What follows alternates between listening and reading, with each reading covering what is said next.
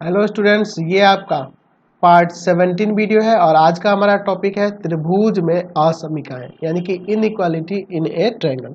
सबसे पहले समझ लेते हैं ये असमीका होता क्या है। असमीका का प्रयोग कहाँ होता है? अगर मान लीजिए आपके पास कोई दो राशि है और यह दो राशि बराबर ना हो, तो अगर बराबर ये राशि नहीं है तो हो सकता है कि यह राशि इस राशि से छोटी हो या यह राशि इस राशि से बड़ी हो। तो इसी चीज को व्यक्त करने के लिए, इसी संबंध को व्यक्त करने के लिए हम लोग असमीका का प्रयोग करते हैं। ठीक है।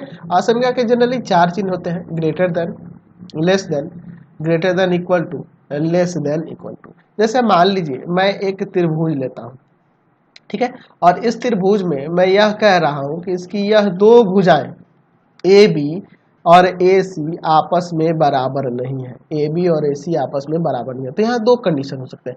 या तो ए बी बड़ा होगा ए सी से, या तो ए बी छोटा होगा ए सी से।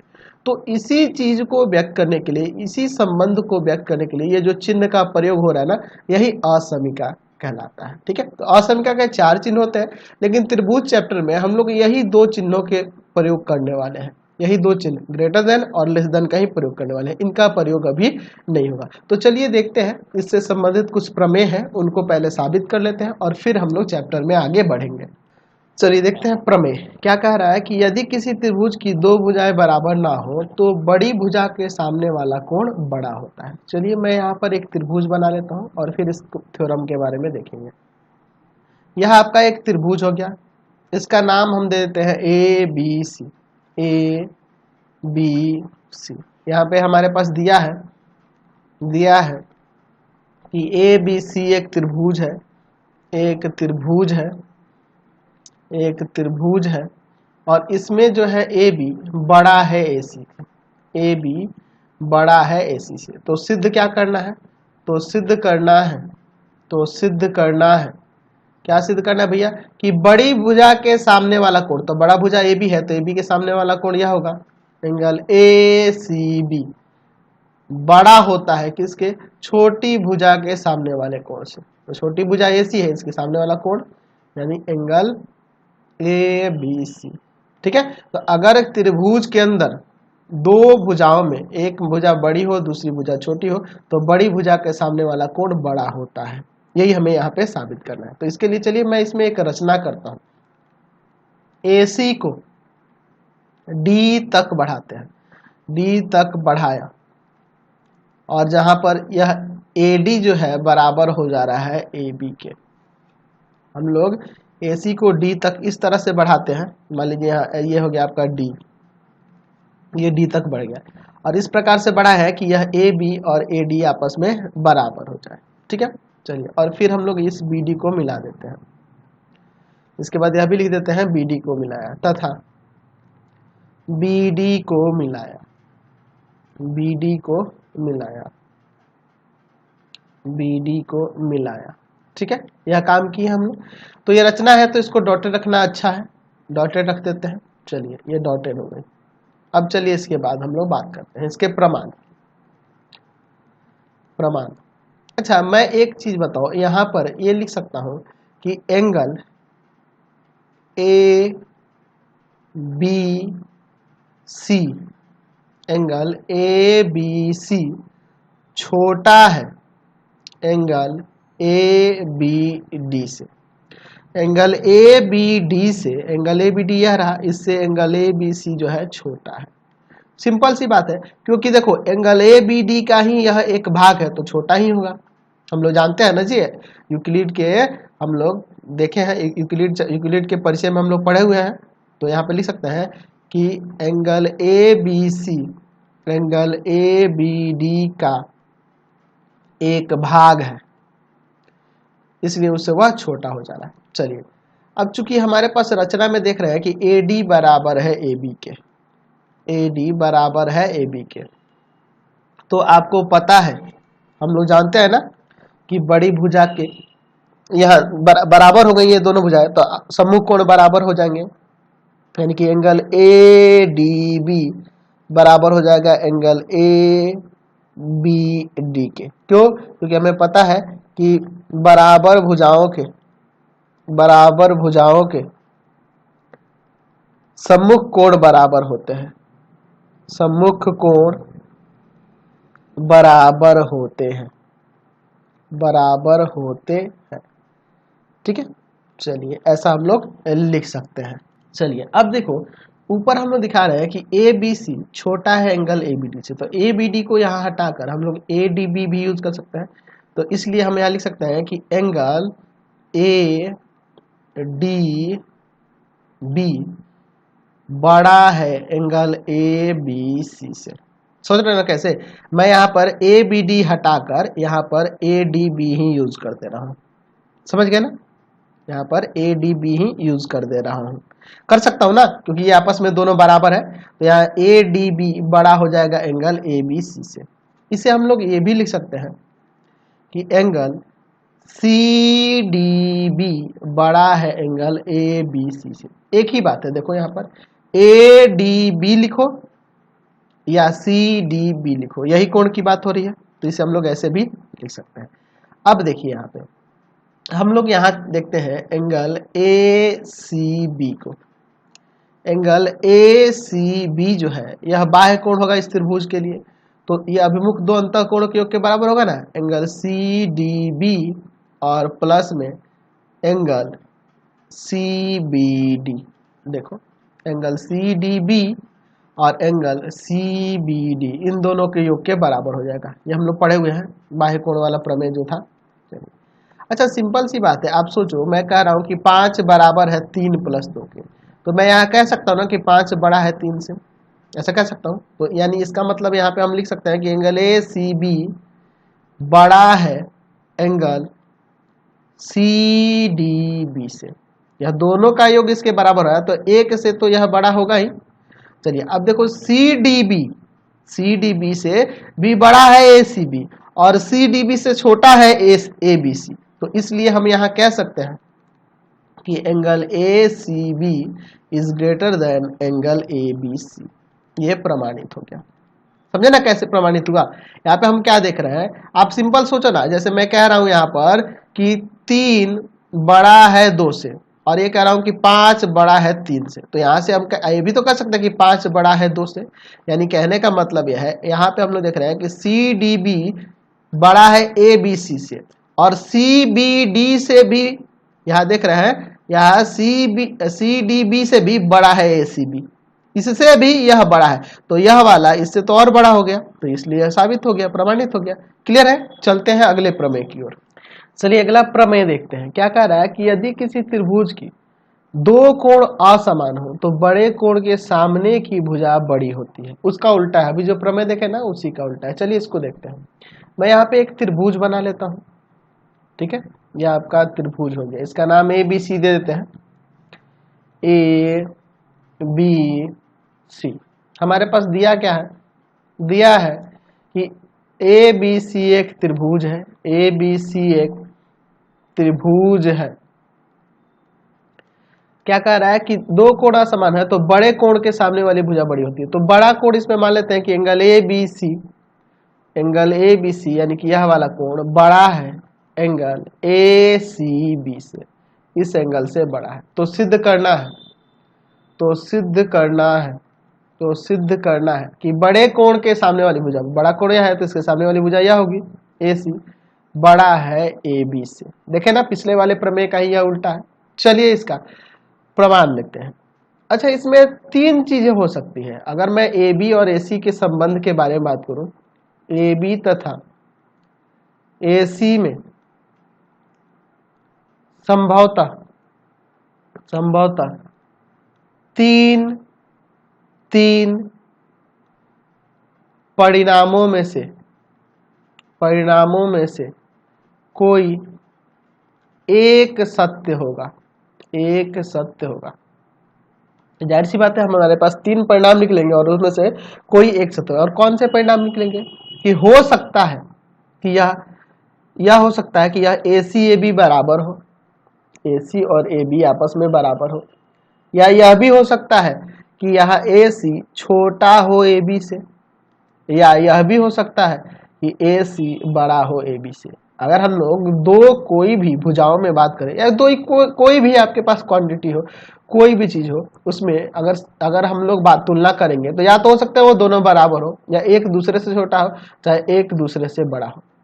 यही ना होगा, यही तीन हो सकते हैं। तो ये आपके तीन परिणाम हो सकते हैं, लेकिन इनमें से कोई एक ही सत्य होगा, कोई एक ही सत्य होगा, तीनों सत्य नहीं होगा। तो एक एक करके तीनों स्थितियों के बारे में देखते हैं, ठीक है। एक एक करके सबको चेक करते हैं। स्थिति पहला केस लेते हैं कि जब यहाँ पर पहला स्थिति में क्या देख रहे हैं कि AC बराबर है BC के, AC बराबर है BC के। अगर AC BC के बराबर होता तो यहाँ पे एंगल ABC बराबर होता एंगल ACB के।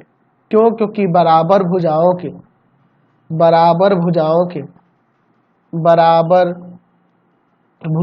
के सम्मुख कोण बराबर होता है, सम्मुख कोण बराबर होते हैं, बराबर भुजाओं के सम्मुख कोण बराबर होते हैं। लेकिन हमारे पास दिया क्या है? लेकिन हमारे पास दिया हुआ है कि एंगल ABC बड़ा है एंगल ACB से, लेकिन हम तो यहाँ बराबर दिखा रहे हैं, इसलिए यहाँ कह सकते हैं कि AC BC के बराबर नहीं है। तो पहला चीज तो गलत हो गया, पहला हमारा जो कथन था वो गलत हो गया, पहला स्थिति हमारा गलत साबित हो गया। चलिए स्थिति सेकंड के तरफ चलते हैं। स्थिति सेकंड में दिया हुआ है कि AC छोटा है AB से। तो अभी जो पिछला प्रमेय देखे थे कि बड़ी भुजा के, हम देखे थे ना कि बड़ी भुजा के सामने वाला कोण बड़ा होता है। हम लोग देखे थे ना, अभी देखते पिछले प्रमेय में कि बड़ी भुजा के सामने वाला कोण बड़ा होता है। यानी कहने का मतलब बड़ी भुजा AB है तो AB के सामने वाला कोण यह बड़ा होना चाहिए। यानी यह होना चाहिए था कि एंगल ABC से बड़ा है एंगल ACB। देखो बड़ी भुजा के सामने वाला कोण, बड़ी भुजा AB है, बड़ी भुजा यहाँ AB है, तो AB के सामने वाला कोण एंगल ACB बड़ा होना चाहिए एंगल ABC से। लेकिन हमारे पास है क्या? लेकिन दिया क्या है हमारे पास कि एंगल ABC बड़ा है एंगल ACB से। तो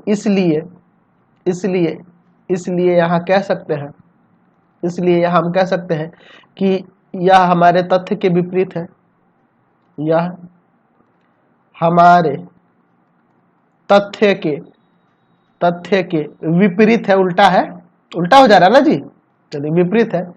इसलिए यहाँ कह सकते हैं कि AC छोटा नहीं है AB से, AC छोटा नहीं है AB से। अब बचा भैया स्थिति तीसरा, तो स्थिति तीसरा ही सत्य होगा। देखिए यहाँ पे दिया है कि AC बड़ा है AB से। चलिए फिगर को यहाँ पहले नीचे ले लेते हैं। तो देखिए, तो आपको पता है कि बड़ी भुजा के सामने वाला कोण क्या होता है? बड़ा होता है। यानी कि यहाँ एंगल ABC बड़ा हो जाएगा एंगल ACB से। लिख सकते हैं कि बड़ी भुजा के सामने वाला कोण बड़ा होता है। और हमारे पास यही तथ्य भी है, इसलिए यहाँ कह सकते हैं जो दिए गए तथ्य पर सत्य है। हमारे पास दिए गए तथ्य जो है, यह दिया था ना कि ABC बड़ा है ACB से, इसमें सत्य है। इसलिए यहाँ पे कह सकते हैं कि AC बड़ा है AB से। तो हमने क्या देखा कि अगर दो प्रमेय देखे, एक देखा कि अगर कोण बड़ा हो तो कोण के सामने वाली भुजा बड़ी होती है, अगर भुजा बड़ी हो तो भुजा के सामने वाला कोण बड़ा होता है। और इन दोनों को याद रखना होगा, इसका प्रयोग हम लोग एक्सरसाइज में करने वाले हैं क्वेश्चन बनाने में। चलिए अगला प्रमेय देखिए, कह रहा है कि किसी त्रिभुज की दो भुजाओं का योग तीसरी भुजा से बड़ा होता है। चलिए मैं यहाँ पे एक त्रिभुज ले लेता हूँ, ठीक है। यह आपका त्रिभुज हो गया, इसका नाम हम ले लेते हैं यहाँ पर ABC। हमारे पास दिया है कि ए बी सी एक त्रिभुज है, ए बी सी एक त्रिभुज है, ए बी सी एक त्रिभुज है। ठीक है, क्या कह रहा है कि हमें क्या दिखाना है, ये त्रिभुज की दो भुजाओं का योग जो होता है तीसरी भुजा से बड़ा होता है। तो सिद्ध करना है, तो सिद्ध करना है, तो सिद्ध करना है, हमें सिद्ध क्या करना है, यहाँ पे तीन कंडीशन हो सकते हैं, ए बी प्लस ए सी दो भुजा का योग तीसरी भुजा से बड़ा। ये भी हो सकता है ए बी प्लस में B C is greater than A C. यह भी हो सकता है ए सी प्लस में B C, A C plus में B C is greater than A B. ठीक है, ये तीनों हो सकते हैं। तो कोई एक साबित करेंगे, उसी प्रकार से बाकी दो भी साबित हो जाएंगे। चलिए, इसमें मुझे रचना करनी होगी, मैं पहले को साबित करता हूँ, उसी प्रकार बाकी दो हो जाएगा। रचना में ना हम लोग इस बी ए को डी तक बढ़ा देते हैं। चलिए यहाँ पे इस तरह से, यहाँ पे, यहाँ इधर ऐसे बढ़ा देते हैं। ठीक है, और फिर इसको यहाँ से ऐसे मिला भी दे रहे हैं, यहाँ पे लिख देते हैं, ये आपका डी बिंदु है, और इसको डॉटेड कर देते हैं। ठीक है, रचना है ना, इसलिए डॉटेड तो रखना ही होगा। चलिए, रचना में हमने क्या किया है कि बी ए को डी तक बढ़ाया, डी तक बढ़ाया, और जहां पर यहाँ ए सी बराबर है ए डी के, ए सी ए डी के बराबर है, इस तरह से बढ़ाया है, मतलब जितना यह है उतना ही लंबाई इधर बढ़ा है, और सी डी को मिलाया है, सी डी को मिलाया। ये हम लोग काम किए हैं। चलिए, अब इसका प्रमाण देखिए, अब इसका प्रमाण देखते हैं। मैं यहाँ क्या देख रहा हूं, आपके पास ए सी बराबर है ए डी, ए सी बराबर है A D, A C A D के बराबर है। तो यहाँ पे कह सकते हैं, ये रचना से है, रचना से लिखना जरूरी होता है, हर चीज को लिखना जरूरी होता है।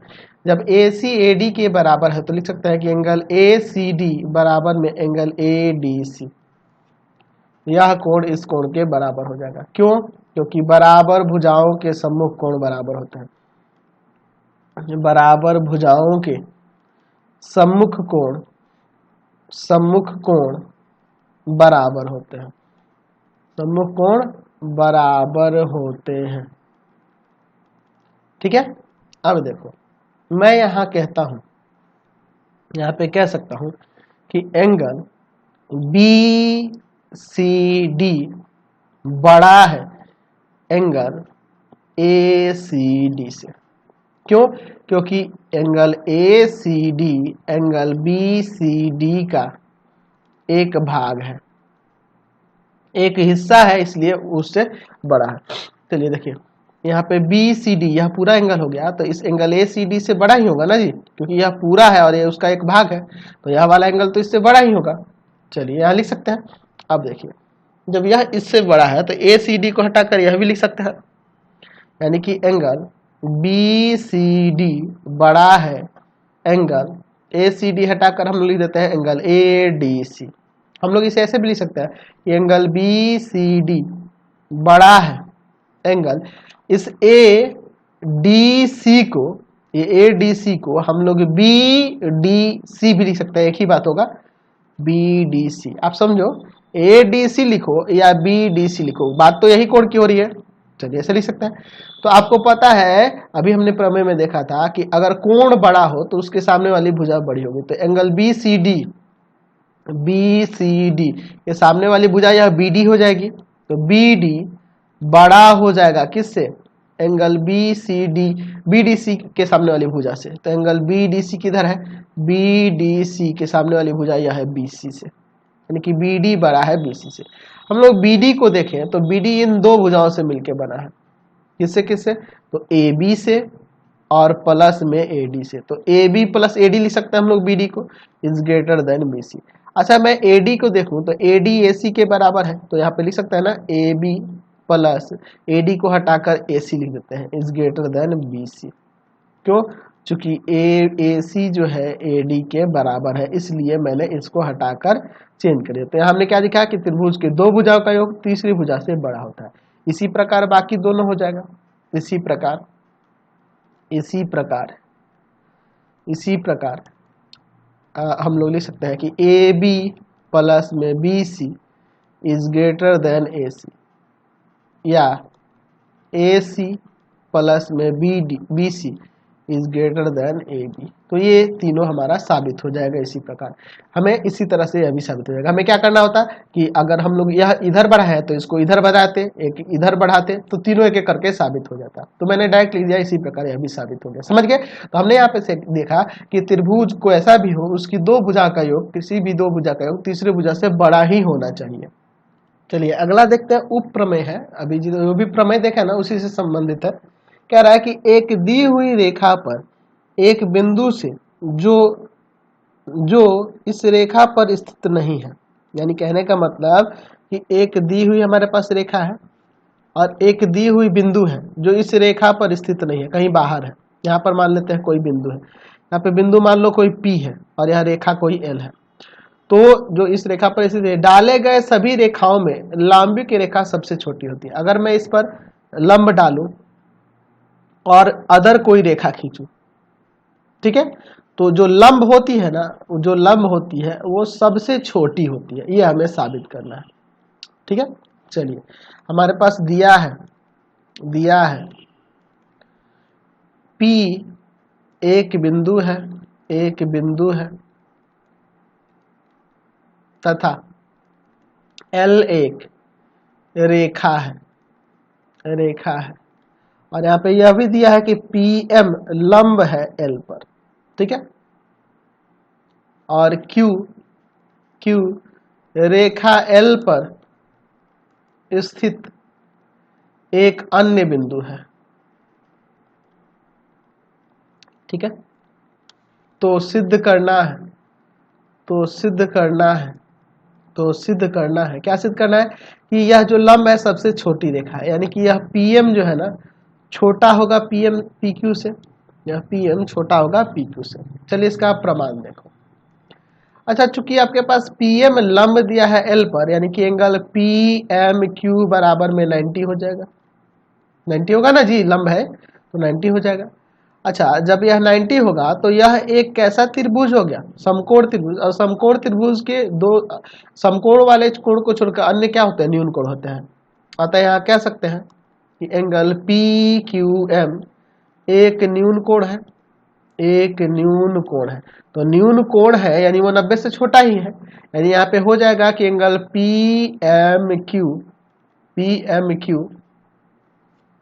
PMQ बड़ा है एंगल PQM से। यह वाला कोण इस कोण से बड़ा है। तो आपको पता है कि बड़े कोण के सामने वाली भुजा बड़ी होती है। तो यह बड़ा कोण है तो इसके सामने वाली भुजा यह ना होगी, यानी कि PQ बड़ा है इसके सामने वाली भुजा से, तो इसके सामने वाली भुजा यह हो जाएगी PM से। इसे ऐसे भी तो लिख सकते हैं, PM छोटा है PQ से। एक ही बात है, ये आपका प्रमाणित होगा।